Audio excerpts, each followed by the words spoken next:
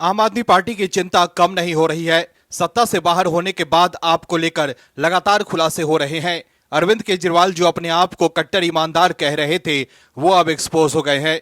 BJP की सरकार बनने के बाद जो खुलासे हो रहे हैं, उसे देखकर दिल्ली के लोग हैरान हैं कि अरविंद केजरीवाल ऐसा कैसे कर सकते हैं।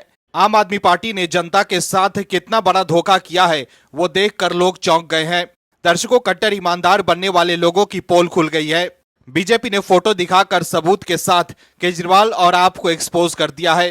फोटो दिखाकर बीजेपी ने कहा है कि यह है इनकी असलियत, बाकी जनता को गुमराह कर वोट लेने के लिए ड्रामा करते रहते हैं।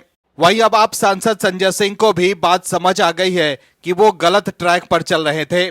इस खबर में आगे आपको बताएंगे सब कुछ डिटेल में कि कैसे आपकी खुल गई है पोल। तो बने रहिए हमारे साथ अंत तक और देखिए हमारी ये खास रिपोर्ट। साथ ही आप दर्शकों से विनम्र निवेदन है कि अगर अब तक आपने चैनल को सब्सक्राइब नहीं किया है तो अभी कर लीजिए। दिल्ली में भगवा दल की सरकार बनने के बाद से ही आम आदमी पार्टी की पोल खुलती जा रही है। दिल्ली के लोग अब ये देखकर हैरान हैं कि कैसे अरविंद केजरीवाल सिर्फ अपनी बातों से पेट भरने की कोशिश करते थे और काम के नाम पर जो वो दावा करते थे वो खोखले थे। केजरीवाल ने अपने लिए तो शीश महल बनवा लिया था। खुद तो केजरीवाल जनता के टैक्स के पैसों पर परिवार के साथ ऐशो आराम की जिंदगी जी रहे थे, लेकिन दिल्ली वालों को उन्हीं के हाल पर छोड़ दिया। ऐसे में दिल्ली के लोगों ने भी केजरीवाल को सत्ता से बाहर कर दिया। दर्शकों, केजरीवाल के लिए ये कहावत एकदम सही है कि वादे आसमान पर काम ऊंट के मुंह में जीरा टाइप। कैग रिपोर्ट ने दिल्ली की पूर्व आम आदमी पार्टी सरकार की पोल खोल दी।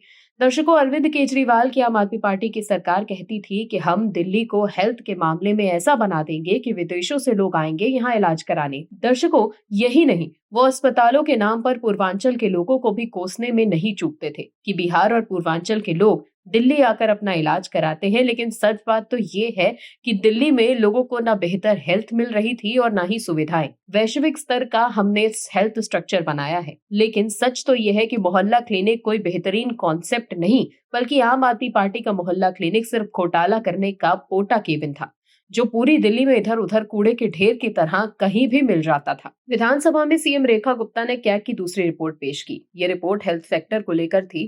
कैग रिपोर्ट में कई खुलासे किए गए। कोरोना काल से लेकर हेल्थ वर्कर्स की भर्ती तक को लेकर खुलासे किए गए। इसके अलावा अस्पतालों में बेड को लेकर भी रिपोर्ट में गंभीर बातें आई।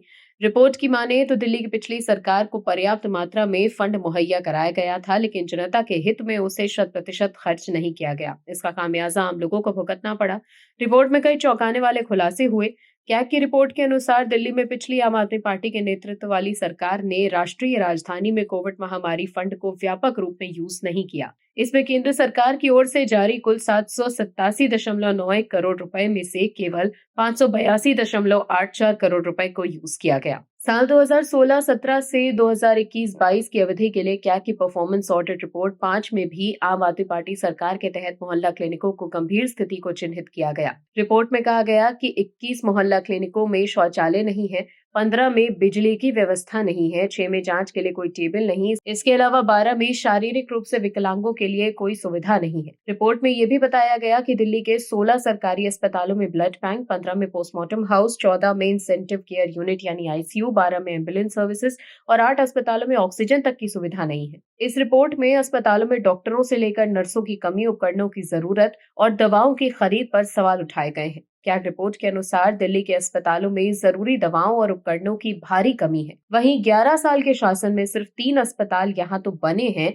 या तो उनका एक्सटेंशन किया गया है। ऐसे में 3 अस्पतालों के निर्माण में हुई देरी के कारण 382 करोड़ का अतिरिक्त खर्च हुआ है। कुल मिलाकर देखें तो कैग रिपोर्ट ने केजरीवाल के कथित स्वास्थ्य मॉडल की पोल खोल कर रख दी है। इस रिपोर्ट से साफ हो गया है कि आम आदमी पार्टी सरकार ने अपनी राजनीति चमकाने के लिए मोहल्ला क्लिनिक का ढोल पीटा, लेकिन असल में दिल्ली वालों के हेल्थ के साथ खिलवाड़ किया जा रहा था। खराब हवा, पानी, नकली शराब और अब नकली दवाइयों की भी पोल खुलने लगी। दिल्ली विधानसभा चुनाव में हार के बाद आम आदमी पार्टी के नेता अलग अलग तरह के ड्रामे कर रहे हैं। कभी तो वो भगत सिंह की तस्वीर का मुद्दा ले आते हैं, तो कभी कहते हैं कि देश में अघोषित आपातकाल लगा है। लेकिन ये सब बवाल के पीछे असल कारण ये है कि दोस्तों, आम आदमी पार्टी की पोल लगातार खुल रही है।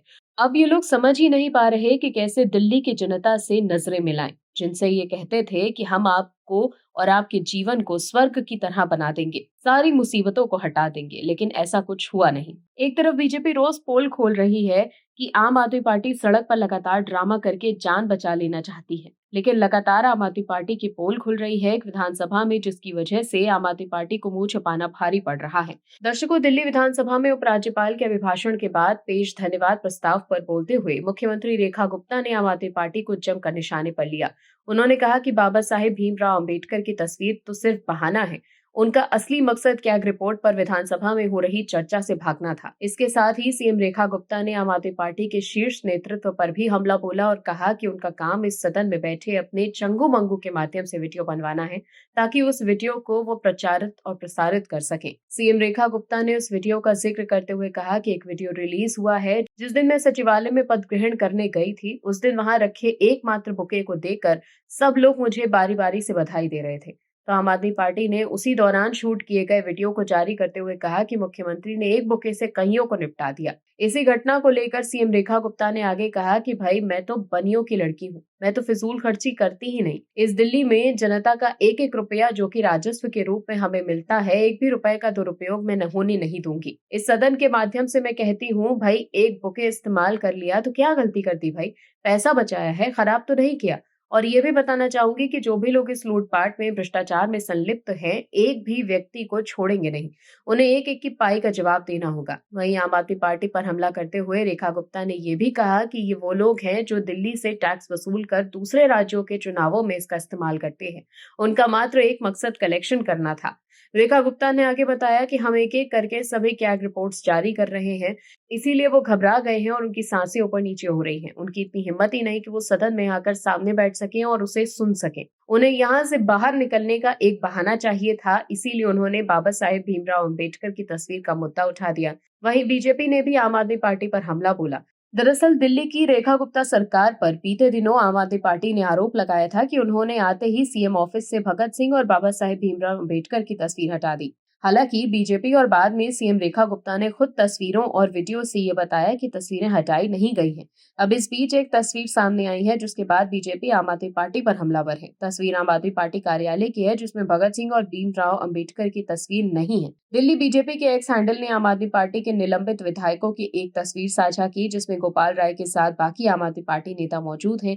गोपाल राय की सीट के ऊपर अरविंद केजरीवाल की तस्वीर है। पूरी तस्वीर में भगत सिंह और भीमराव अंबेडकर गायब दिखे। इस पर दिल्ली बीजेपी ने अपने एक्स हैंडल पर लिखा कि कैग रिपोर्ट से आपियों का पाप उजागर हो गया है, तो जनता का ध्यान भटकाने के लिए महापुरुषों को नहीं बख्श रहे। मगर सच तो सामने आ गया। बाबा साहेब और शहीद भगत सिंह की तस्वीर पर हो हल्ला मचाने वालों के ऑफिस से खुद महापुरुषों की फोटो गायब है। आपियों ने सिर्फ एक ही महापुरुष हैं और वो है केजरीवाल।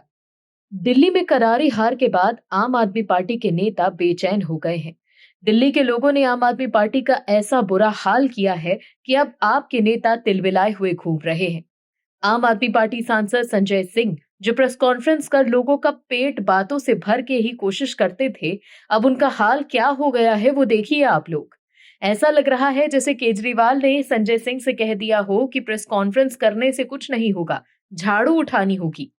दर्शकों, जिन लोगों का खुद का राजनीतिक पतन हो रखा है, जो लोग खुद अपने वादे 10 साल में पूरे नहीं कर पाए, जो लोग खुद मोक्षदायिनी यमुना को साफ नहीं करा पाए, वो लोग कह रहे हैं कि गंगा की सफाई के लिए खर्च किए गए पैसे कहाँ गए। समझने की जरूरत यह है कि यमुना साफ नहीं हो पाई, लेकिन ये लोग पूछ रहे हैं कि गंगा की सफाई का पैसा कहाँ गया। ऐसा लगता है कि उन्होंने महाकुंभ में डुबकी लगाते लोगों को नहीं देखा है। हो सकता है उन्होंने महाकुंभ का जल मंगा कर स्नान नहीं किया। लगता है वो वाराणसी नहीं जा पाए, तभी तो कह रहे हैं कि गंगा निर्मल नहीं हो पाई, और जब हार गए तो सफाई कर रहे हैं। यानी कि पहले तो दिल्ली को कूड़े के ढेर पर बिठा दो और अब फ्री है तो राजनीतिक रोटियां सेकने की कोशिश कर लो, वो भी उस गंगा को लेकर जिसमें महाकुंभ के दौरान 65 करोड़ से ज्यादा लोगों ने डुबकी लगाई।